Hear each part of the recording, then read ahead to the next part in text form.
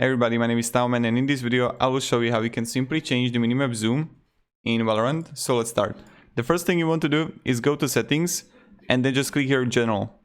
When you're in general, you're gonna see here minimap size and minimap zoom. And when I'm going to decrease it, you can see the zoom is much lower, but if I'm going to increase it, it's much. Just look on the top left. See? And then you can decrease the size of your minimap.